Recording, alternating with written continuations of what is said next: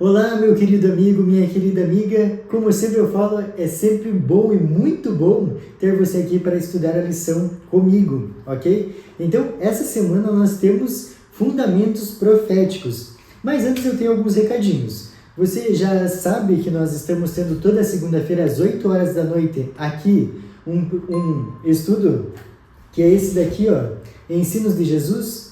Esse estudo aqui é muito bom, tá? Para você que quer aprofundar um pouquinho mais o seu conhecimento bíblico, porque nós atravessamos a Bíblia inteira falando de um tema só.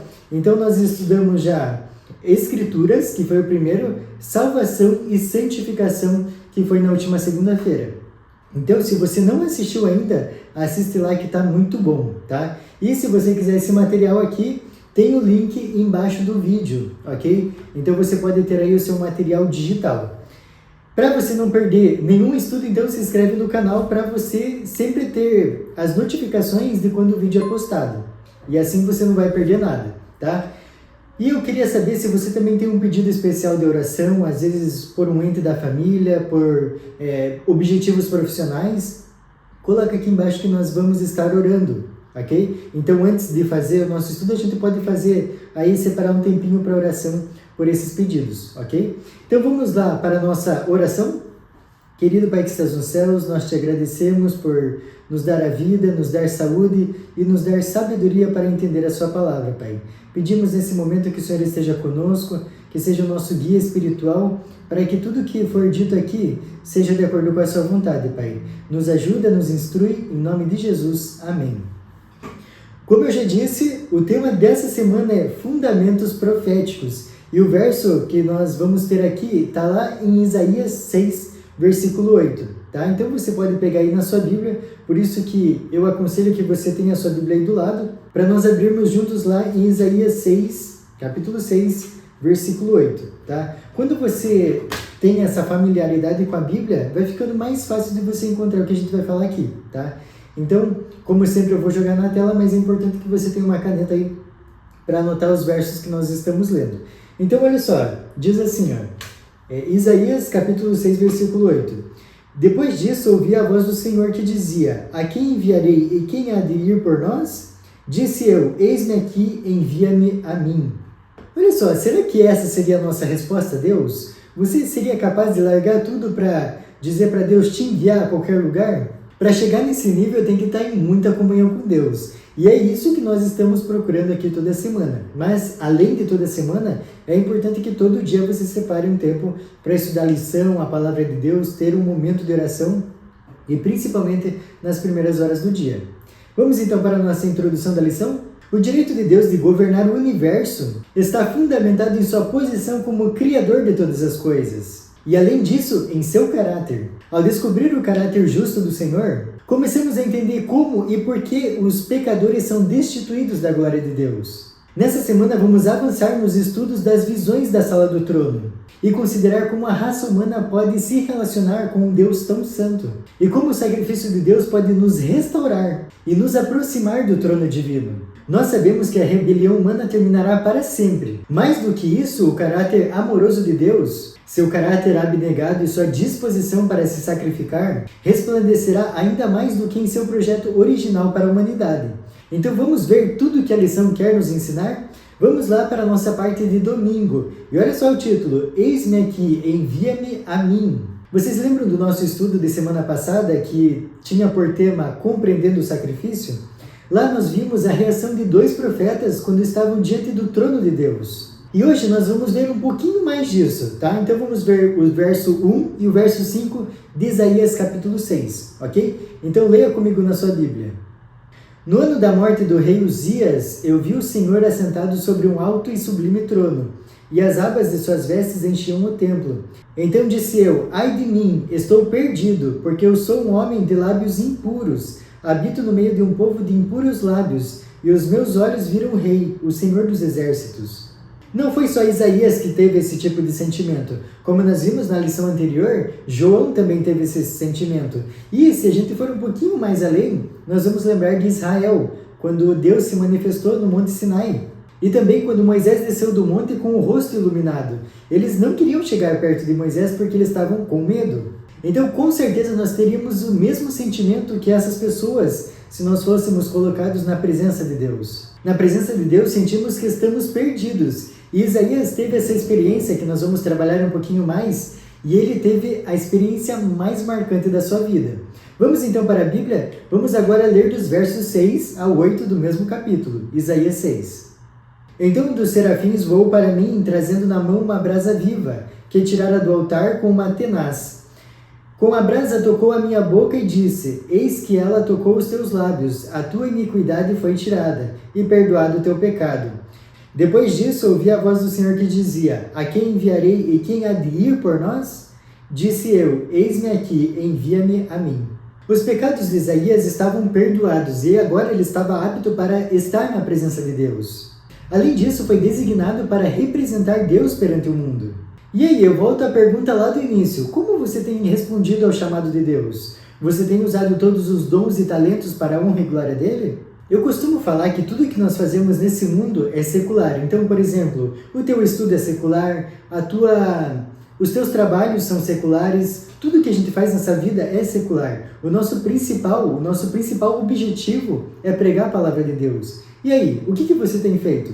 E quando eu falo pregar a palavra de Deus, não é simplesmente pregar na frente de uma igreja. É do jeito que você sabe passar essa mensagem para adiante. Então, por exemplo, você só sabe fazer pão. Ótimo, Deus seja louvado porque você sabe fazer pão.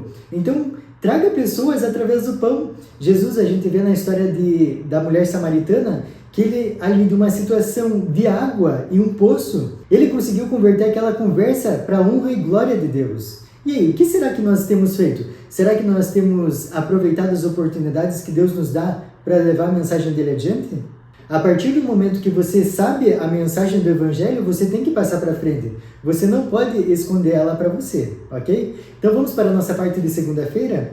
E o título é Os Dois Querubins. E aqui, você consegue lembrar de alguma situação em que é citado dois querubins na Bíblia? Provavelmente você deve ter pensado em alguma situação, mas se você não pensou, eu vou te falar. Tem duas situações que nós podemos ver na Bíblia em que ocorrem a citação de dois querubins. A primeira está lá em Gênesis, que nós vamos ler daqui a pouco, que foi quando Adão e Eva foram expulsos do Jardim do Éden, e aí Deus colocou dois querubins para guardar esse jardim, e nós vamos entender por quê. A segunda vez é na Arca da Aliança, onde foram esculpidos dois querubins ali em cima do propiciatório. Mas vamos ver então o primeiro que eu falei, está lá em Gênesis 3, dos versículos 21 ao 24. Gênesis, para você que não sabe, está lá no início da Bíblia, tá? Então nós vamos lá para o capítulo 3, então é o terceiro capítulo da Bíblia, versículos 21 a 24, ok? Olha só o que diz. Fez o Senhor Deus vestimenta de peles para Adão e sua mulher e os vestiu. Então disse o Senhor Deus: Eis que o homem se tornou como um de nós, conhecedor do bem e do mal. Assim que não estenda a mão e tome também da árvore da vida e coma e viva eternamente. O Senhor Deus, por isso, o lançou fora do jardim, do Éden, a fim de lavrar a terra de que fora tomado. E expulso o homem, colocou querubins ao oriente do jardim do Éden, e o refugiu de uma espada que se revolvia, para guardar o caminho da árvore da vida. Então aqui nós vemos claramente que a função dos querubins era proteger, era guardar o caminho da árvore da vida. Olha só o grande amor de Deus por nós. Aqui nós acabamos de ler que Deus impediu o acesso à árvore da vida. Então imagina os humanos tendo acesso a essa árvore da vida, vivendo eternamente no pecado, em toda essa ruindade que a gente vê hoje. Imagina que triste que seria. Graças a Deus, nós temos um Deus de amor, que impediu isso, que muitos acham que seria bom, mas não, seria muito ruim, extremamente ruim, que a gente não consegue nem mensurar. Embora os querubins tivessem a responsabilidade de impedir o acesso dos pecadores à árvore da vida, eram também símbolo de esperança, indicando a promessa de que um dia os salvos serão levados novamente ao paraíso. Na Bíblia, os querubins são associados à presença de Deus, especialmente ao seu trono, o lugar em que seu nome é proclamado. Os 24 anciãos estão diante do trono, louvam e declaram o direito divino de governar, pois ele é o Criador. Isso nos ajuda a compreender a cena da sala do trono e nosso papel como pecadores perdoados em relação ao nosso Criador. Vamos para a nossa parte de terça-feira que diz, como brasas vivas. Querubins são mencionados no Antigo Testamento como seres viventes. Isso nós podemos ver lá em Ezequiel 10, os versículos 8 e o 14. Ou como representações feitas de ouro, como nós podemos ver lá na Arca da Aliança, em Êxodo 25, versículo 18. Eles são retratados como estando do lado do trono de Deus, irradiando sua glória para o universo. Imagens deles foram bordadas no véu que estava diante do lugar santíssimo, e isso nós podemos ver lá em Êxodo 26, versículo 1. Deus ordenou que a Arca da Aliança fosse coberta por 2 querubins de ouro, com as suas asas estendidas uma em direção à outra, que nós também podemos ver lá em Êxodo 25. Agora nós vamos ler Ezequiel, do capítulo 1, versículos 4 ao 14, e vocês vão ver que tem muitas conexões, muitas semelhanças com o que nós lemos semana passada. A história de Isaías, capítulo 6, e Apocalipse, capítulo 4. Vamos ler então? Ezequiel, capítulo 1, dos versículos 4 ao 14. Olha só o que diz. Olhei e eis que um vento tempestuoso vinha do norte, e uma grande nuvem com fogo a revolver-se, e resplendor ao redor dela, e no meio disto, uma coisa como metal brilhante, que saía do meio do fogo. Do meio desta nuvem saía a semelhança de 4 seres viventes, cuja aparência era esta: tinham a semelhança de homem. Cada um tinha 4 rostos, como também 4 asas. As suas pernas eram direitas, a planta de cujos pés era como a de um bezerro, e luzia como brilho de bronze polido. Debaixo das asas tinham mãos de homem, aos 4 lados. Assim todos os 4 tinham rostos e asas. Estas se uniam uma à outra. Não se viravam quando iam. Cada qual andava para a sua frente. A forma de seus rostos era como de homem. À direita, os 4 tinham rosto de leão. À esquerda, rosto de boi. E também rosto de águia. Todos os 4. Assim eram os seus rostos. Suas asas se abriam em cima. Cada ser tinha 2 asas, unidas cada uma à do outro. Outras 2 cobriam o corpo deles. Cada qual andava para sua frente, para onde o espírito havia de ir. Iam. Não se viravam quando iam. O aspecto dos seres viventes era como carvão em brasa, à semelhança de tochas. O fogo corria resplendente por entre os seres, e deles saíam relâmpagos. Os seres viventes zigue-zagueavam à semelhança de relâmpagos. Ezequiel viu uma impressionante manifestação do poder de Deus. Essa cena complexa e às vezes confusa combina perfeitamente com o povo de Deus. Eles viviam numa situação difícil no cativeiro babilônico e não na terra prometida. Enquanto Ezequiel olhava atentamente aquela cena, ele olhou para cima e viu o trono de Deus. Observe as semelhanças com as outras visões do trono de Deus. Os seres viventes que Ezequiel testemunhou tinham exatamente os mesmos rostos que João viu lá em Apocalipse. Essas criaturas misteriosas que tinham 4 rostos não são nomeadas na descrição inicial de Ezequiel. Porém, mais tarde, em outra cena da sala do trono, eles são chamados de querubins. Os querubins estão sempre presentes nas descrições do trono de Deus. Seja na Arca da Aliança, onde era o encontro de Deus com Moisés, seja nas visões de tirar fôlego dos profetas, eles estão intimamente ligados ao trono divino. Todas as criaturas de Deus foram criadas para refletir a sua glória. Tanto a raça humana feita à sua imagem, quanto os seres celestiais que estão em volta do seu trono. Que legal! Diante dessa descrição dos querubins, como você se sentiria na presença deles? Algo importante a se pensar. Vamos para a nossa parte de quarta-feira? E o título é Deus no meio de seu povo. Vamos entender um pouquinho mais disso? Guiados pela presença de Deus que se manifestava na nuvem, os israelitas deveriam parar a sua jornada em direção à terra prometida e armar o tabernáculo, de modo que as tribos montassem seus acampamentos ao redor do tabernáculo. A presença de Deus desceria ao lugar santíssimo e se estabeleceria no meio do seu povo. Então vamos para a Bíblia para ver a posição do acampamento de Israel? Vamos lá para Números 2, versículos 3, 10, 18 e 25. Olha só o que diz. Os que se acamparem ao lado oriental serão os do estandarte do arraial de Judá. O estandarte do arraial de Ruben, segundo as suas turmas, estará para o lado sul. O estandarte do arraial de Efraim, segundo as suas turmas, estará para o lado ocidental. O estandarte do arraial de Dan estará para o norte, segundo as suas turmas. Observe que cada uma das tribos dominantes, eles hasteavam a sua bandeira no local onde eles iam acampar.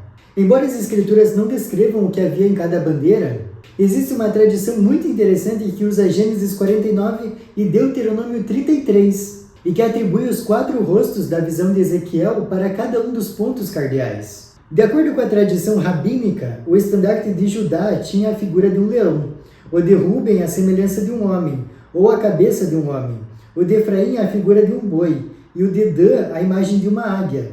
Assim, os 4 seres viventes descritos por Ezequiel eram representados nesses 4 estandartes. Não podemos confiar muito nessa tradição, mas é bem interessante comparar a descrição bíblica da Nova Jerusalém. Vemos um padrão instigante. Há portões representando 3 tribos em todos os 4 lados da Nova Jerusalém. E isso nós podemos ver lá em Apocalipse 21, versículos 12 e 13. As descrições, tanto do acampamento de Israel quanto da Nova Jerusalém, ressaltam um fato crucial. Deus pretende atrair a humanidade para perto de seu trono. Olha só que Deus mais amoroso, mesmo nós não merecendo nada, e você sabe disso, Ele quer nós perto dele. E aí, você está se preparando para morar perto dele? Olha só que oportunidade de ouro. Então, para você estar nesse dia, você precisa trabalhar o seu hoje, o seu agora. Você tem dedicado a sua vida ao Senhor? Isso é muito importante você pensar, e eu gosto de fazer uma analogia muito interessante. Muitas pessoas falam que querem ficar ricas, mas quando você pergunta para elas o que elas estão fazendo, elas dizem que não estão fazendo nada, que algum dia no futuro elas vão ficar ricas. Mas isso é até engraçado, só que é a mesma coisa com o cristão. O cristão, se você perguntar para ele se ele quer ir para o céu, ele vai levantar a mão, vai levantar o outro braço, as 2 pernas, tudo para falar que vai para o céu. Mas o que ele está fazendo para ir para o céu? Esse é o ponto. O que nós estamos fazendo por Jesus? Depois de todo o sacrifício que ele fez, do 100% que ele deu, quanto nós estamos dando para Deus? Pense nisso e reflita com muito carinho. E agora nós vamos para a nossa parte de quinta-feira. E diz assim, a queda de Lúcifer. Não podemos compreender o fato de que, em algum dia, Lúcifer já ocupou a posição de querubim da guarda, ao lado do trono de Deus. Uma de suas funções era revelar a glória de Deus ao universo. Mas em vez disso, ele começou a se concentrar na sua glória, e não na glória do Criador. Para ser mais preciso, ele começou a imaginar que não estava recebendo toda a glória que merecia. Olha só que audácia. Vamos para a Bíblia, vamos ver o que a Bíblia diz sobre o que levou à queda de Lúcifer? Vamos lá para Ezequiel 28, dos versículos 11 ao 17, Isaías 14, dos 12 ao 14, e também Apocalipse 14, tá? Os versos 1 ao 12. Olha só o que diz. Veio a mim a palavra do Senhor dizendo, Filho do homem, levanta uma lamentação contra o rei de Tiro e dize-lhe, assim diz o Senhor Deus, tu és o sinete da perfeição, cheio de sabedoria e formosura. Estavas no Éden, jardim de Deus, de todas as pedras preciosas te cobrias, o sárdio, o topázio, o diamante, o berilo, o ônix, o jaspe, a safira, o carbúnculo e a esmeralda. De ouro se te fizeram os engastes e os ornamentos, no dia em que foste criado, foram eles preparados. Tu eras querubim da guarda ungido, e te estabeleci. Permanecias no monte santo de Deus, no brilho das pedras andavas. Perfeito eras nos teus caminhos, desde o dia em que foste criado, até que se achou iniquidade em ti. Na multiplicação do teu comércio, se encheu o teu interior de violência, e pecaste, pelo que te lançarei profanado fora do monte de Deus, e te farei perecer, ó querubim da guarda, em meio ao brilho das pedras. Elevou-se o teu coração por causa da tua formosura, corrompeste a tua sabedoria por causa do teu resplendor, lancei-te por terra, diante dos reis te pus, para que te contemplem. Como caíste do céu, ó estrela da manhã, filho da alva, como foste lançado por terra, tu que debilitavas as nações. Tu dizias no teu coração, eu subirei ao céu, acima das estrelas de Deus, exaltarei o meu trono, e no monte da congregação me assentarei, nas extremidades do norte. Subirei acima das mais altas nuvens, e serei semelhante ao Altíssimo. Olhei e eis o Cordeiro em pé sobre o monte Sião, e com ele 144.000, tendo na fronte escrito o seu nome e o nome de seu pai. Ouvi uma voz do céu como voz de muitas águas, como voz de grande trovão. Também a voz que ouvi era como de arpistas quando tangem a sua harpa. Entoavam um novo cântico diante do trono, diante dos 4 seres viventes e dos anciãos. E ninguém pôde aprender o cântico, senão os 144.000 que foram comprados da terra. São estes os que não se macularam com mulheres, porque são castos. São eles os seguidores do Cordeiro por onde quer que vá. São os que foram redimidos dentre os homens, primícias para Deus e para o Cordeiro. E não se achou mentira na sua boca, não tem mácula. Vi outro anjo voando pelo meio do céu, tendo o evangelho eterno para pregar aos que se assentam sobre a terra, e a cada nação, e tribo, e língua, e povo, dizendo em grande voz: Temei a Deus e dá-lhe glória, pois é chegada a hora do seu juízo. E adorai aquele que fez o céu, e a terra, e o mar, e as fontes das águas. Seguiu-se outro anjo segundo, dizendo: Caiu, caiu a grande Babilônia, que tem dado a beber a todas as nações do vinho da fúria da sua prostituição. Seguiu-se a estes outro anjo, o terceiro, dizendo em grande voz: Se alguém adora a besta e a sua imagem, e recebe a sua marca na fronte ou sobre a mão, também esse beberá do vinho da cólera de Deus, preparado sem mistura do cálice da sua ira, e será atormentado com fogo e enxofre, diante dos santos anjos e na presença do Cordeiro. A fumaça do seu tormento sobe pelos séculos dos séculos, e não tem descanso algum, nem de dia nem de noite. Os adoradores da besta e da sua imagem, e quem quer que receba a marca do seu nome. Aqui está a perseverança dos santos, os que guardam os mandamentos de Deus e a fé em Jesus. Lúcifer foi lançado fora do Monte Santo de Deus, enquanto os redimidos estão no Monte Sião com o Cordeiro de Deus. Lúcifer estava no Éden, a raça humana também esteve lá. Mas em contraste com o destino de Satanás, ela está sendo restaurada ao paraíso por meio de Cristo. Essa citação de Ellen White é esclarecedora. Olha só o que diz. O céu triunfará, pois as vagas deixadas pela queda de Satanás e de seus anjos serão preenchidas pelos redimidos do Senhor. Não há um ser humano em toda a história da Terra por quem Cristo não tenha morrido. Isso faz nós pensarmos. Imagina aquela pessoa que você conhece ou que viu na televisão que fez um mal horrível. Jesus também morreu por essa pessoa, para dar oportunidade para ela se salvar. E hoje é preciso somente conhecer essa verdade e aceitá-la. Olha só como é simples. A salvação é muito simples, é o ser humano que fica dificultando, infelizmente. Vamos para a nossa parte de sexta-feira, o estudo adicional. E como eu sempre digo, eu quero que você leia na íntegra, mas aqui eu só vou pegar um parágrafo. No fim da história, Cristo olha para os redimidos, renovados conforme sua própria imagem, cada um trazendo no coração a impressão perfeita da divindade e com o rosto refletindo a semelhança de seu rei. Contempla neles o resultado de seu sofrimento e fica satisfeito. Então, com voz que atinge as multidões congregadas dos justos e ímpios, Jesus declara: Eis a aquisição de meu sangue. Por estes eu sofri e por estes morri, para que pudessem morar em minha presença por toda a eternidade. E aqueles que estão vestidos de branco em redor do trono cantam em louvor: Digno é o Cordeiro que foi morto, de receber o poder e riqueza, e sabedoria e força, e honra e glória e louvor. Olha só que momento espetacular, que descrição gloriosa. Você quer participar dessa cena? Então se prepara, abandona o que te prende. Viva uma vida com Cristo, se entregue a Ele nesse momento. Eu espero que esse estudo tenha te ajudado e, como eu sempre digo, eu te espero na próxima semana. Só que agora com um novo quadro, como eu já disse. Segunda-feira, às 8 horas, para nós estudarmos os ensinos de Cristo, tá? E a próxima lição de segunda-feira vai ser sobre Espírito Santo. Olha só que importante. Então não perca, porque 8 horas de segunda-feira nós estaremos aqui. Até lá!